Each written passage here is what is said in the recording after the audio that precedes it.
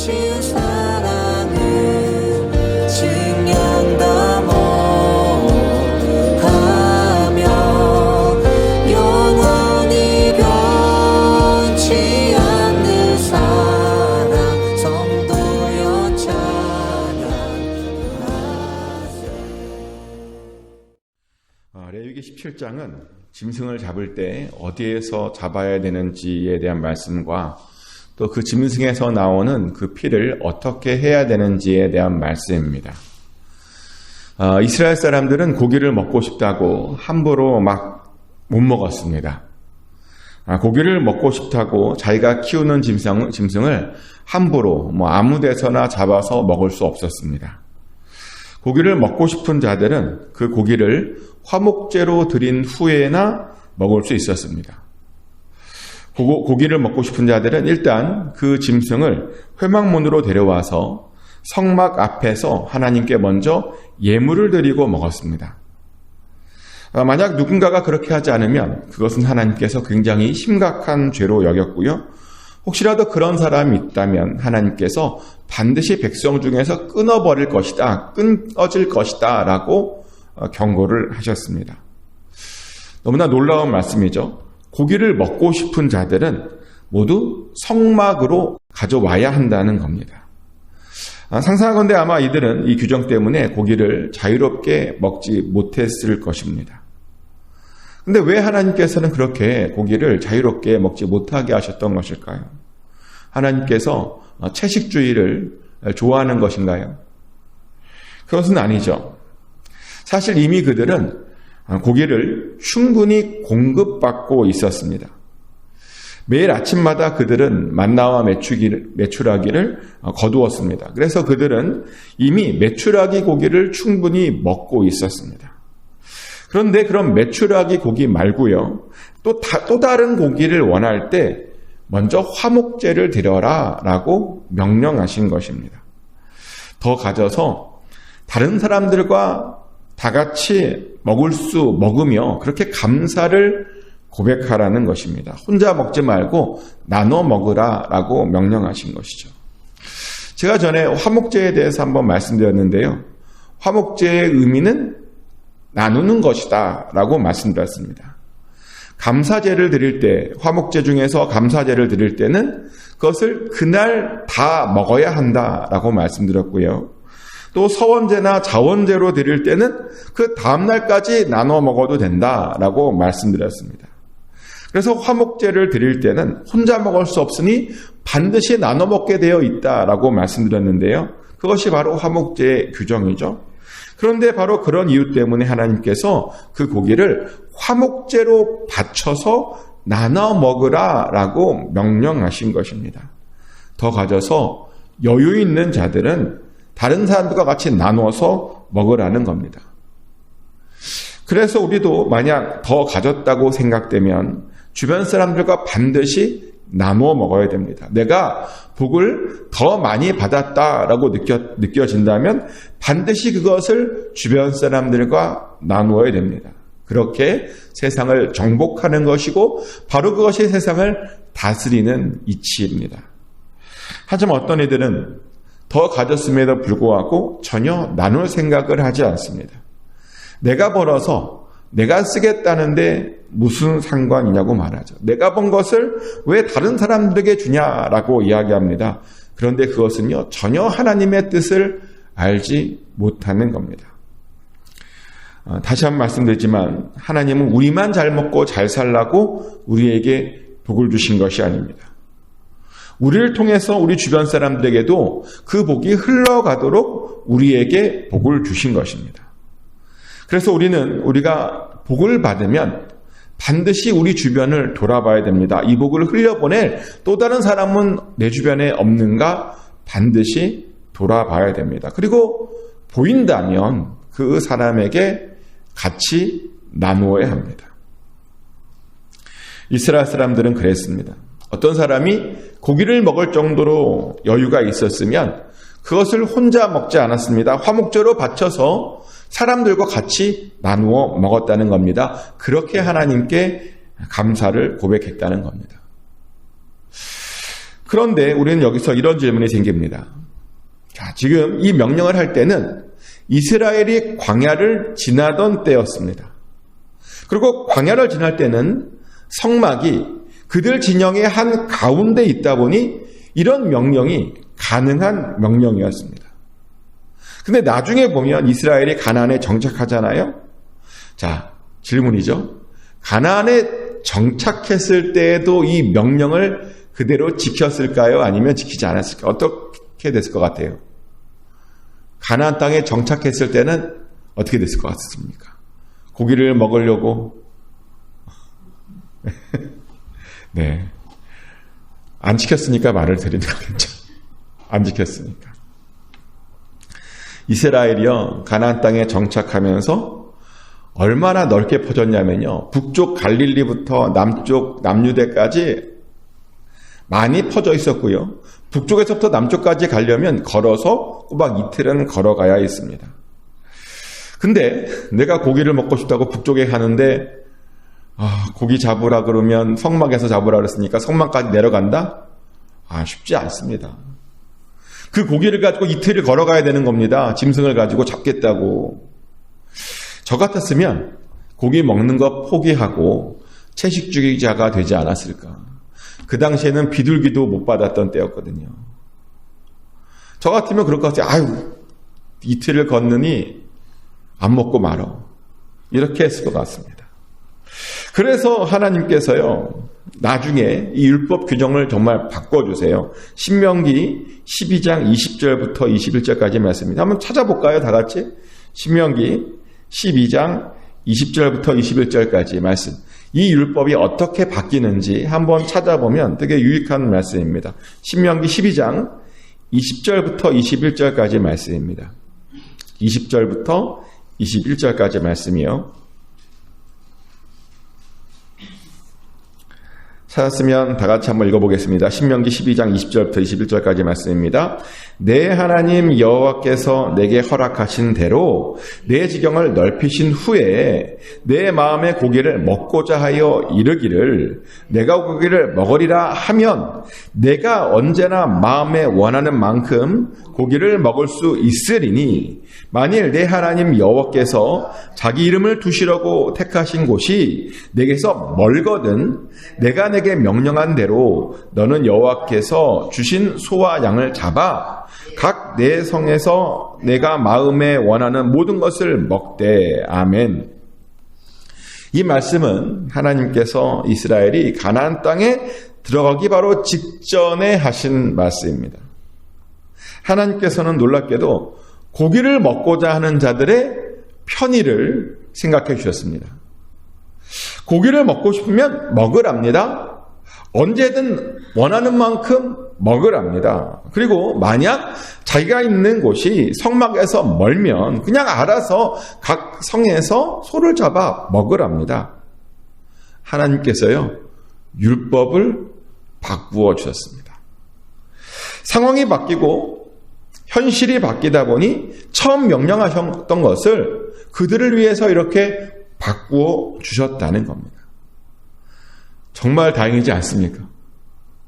정말 다행입니다. 만약 이렇게 바꿔주지 않았다면요, 성막으로부터 멀었던 사람들은 정말 채식주의자로 살아야 됐고요. 동일하게 우리 또한 고기를 잘 못 먹을 수도 있었던 겁니다. 그래서 우리는 이 사실을 통해서 두 가지를 알게 되는데, 우리 하나님께는 융통성이 있다는 것과요, 그 율법의 목적이 무엇이냐? 우리의 행복이라는 사실입니다. 맞습니다. 우리 하나님에게는요, 융통성이라는 것이 있습니다. 그런데 이것을 전혀 알지 못하는 사람들은 하나님에 대해서 이상한 생각을 하고 이상한 주장을 합니다. 우리 하나님은 융통성이 없는 분이라고 생각하십니다. 우리에게 율법을 지킬 것만을 요구하시는 그런 하나님이라고 오해합니다. 그런데요, 아닙니다. 우리 하나님께서 원하시는 건 율법을 정확하게 지키는 것이 아니라요, 그 율법의 정신을 정확하게 지키는 겁니다. 율법 그대로가 아니라요, 그 율법을 왜 우리에게 주셨는지 그 율법의 정신을 우리에게 지키라고 하는 것입니다. 이것은 예수님께서 강조하신 것이죠. 예수님께서 자주 하신 말씀이 있어요. 뭐냐면 너희가 말씀을 이렇게 들었으나 라고 말씀하시고 그런데 이런 것은 이렇게 하는 거야 라고 항상 그렇게 말씀하셨습니다. 예를 들어서 마태복음 5장 43절부터 44절까지를 보면요. 예수님께서 이렇게 말씀하세요. 또 내 이웃을 사랑하고 내 원수를 미워하라 하였다는 것을 너희가 들었으나 나는 너희에게 이르노니 너희 원수를 사랑하며 너희를 박해하는 자를 위하여 기도하라 라고 말씀하시죠.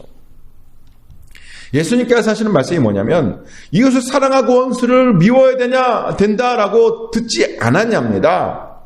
그런데 이게 그렇게 지키는 것이 아니랍니다. 원수를 오히려 미워하지 말랍니다. 원수를 사랑하고 반드시 그 원수를 위해서 기도해 줘야 된다라고 하는 말이 바로 율법의 정신이라는 겁니다. 예수님께서도요. 율법 그 자체가 아니라 율법의 정신을 지키라고 그랬고 그렇게 그것을 위해서 바꿔주셨죠. 왜 바꿔주셨을까? 왜 바꾸셨을까? 왜냐면요. 원수를 미워하며 사는 것이 사실은 굉장히 힘든 일이기 때문입니다. 한번 질문 드려볼까요? 사람을 미워하며 사는 것이 쉽습니까? 사랑하며 사는 것이 더 쉽습니까? 안 미워해 보셨나요? 많은 사람들이 잘 모르는데 미워하며 사는 것이 더 쉽지 않냐고 오해합니다. 사랑하며 사는 것이 더 어렵지 않냐고 오해하는데 반대입니다.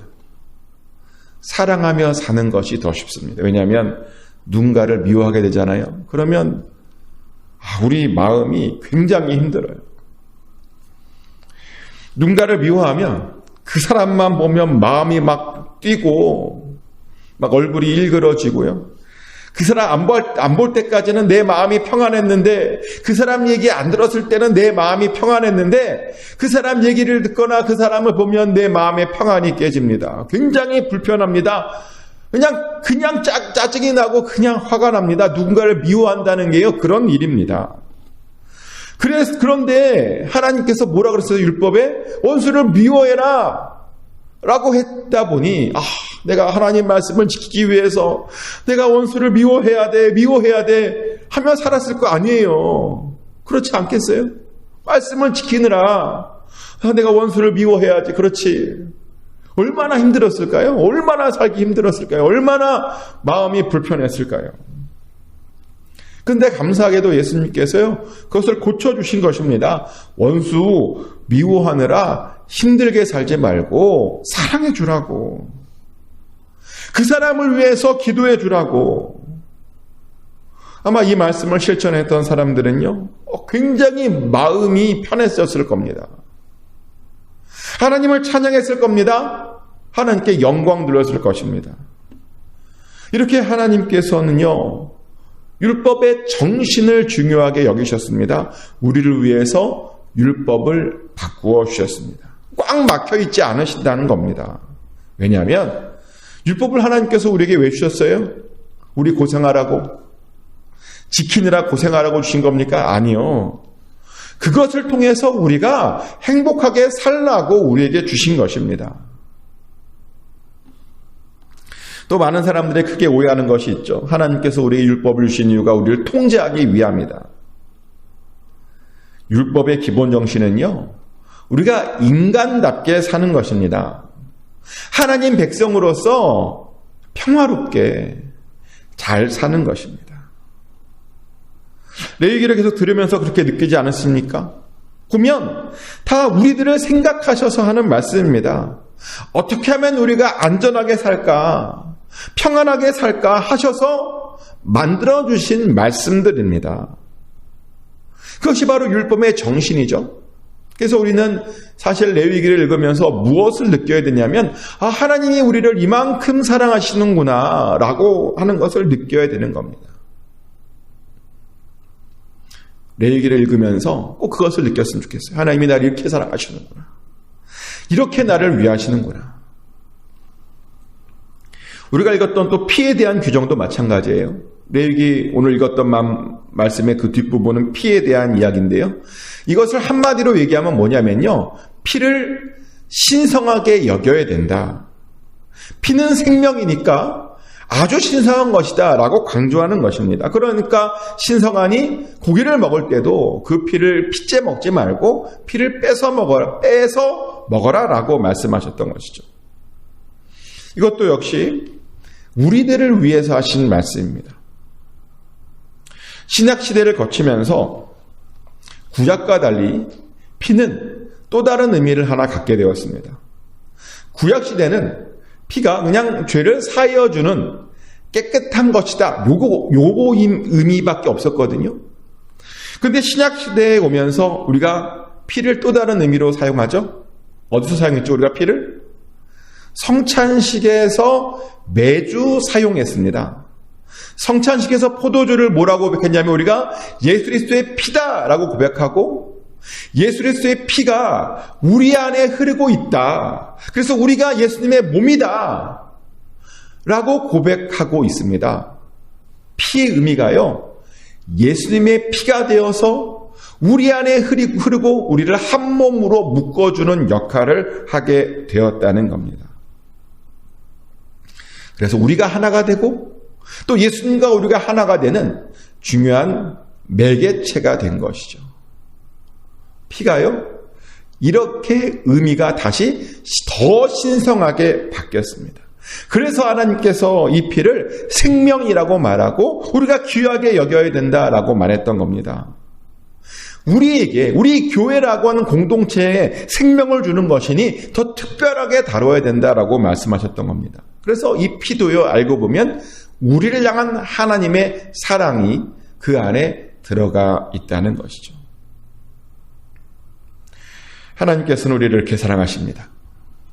어떻게든 우리에게 가장 좋은 것을 주시려고 우리를 위해 준비하신 것이 바로 이 말씀이라는 것이죠. 그래서 우리는 이 말씀을 읽으면서 하나님께서 나에게 주시는 좋은 것들을 발견해야 됩니다. 그리고 또한 평안을 누려야 됩니다. 하나님을 더욱더 그렇게 신뢰함으로, 좋은 것 주시는 하나님을 신뢰함으로 주님께서 주시는 평안을 누려야 된다는 겁니다. 남은 2023년도 더욱 주님을 신뢰하십시오. 그리고 2024년도에는 올해보다 더 주님을 신뢰하셨으면 좋겠습니다. 가장 좋은 것 주시는 그 하나님을 신뢰했으면 좋겠습니다. 그래서 주님께서 주시는 참 평안을 누리시길 예수 그리스도 이름으로 축복합니다. 하나님 크신 사랑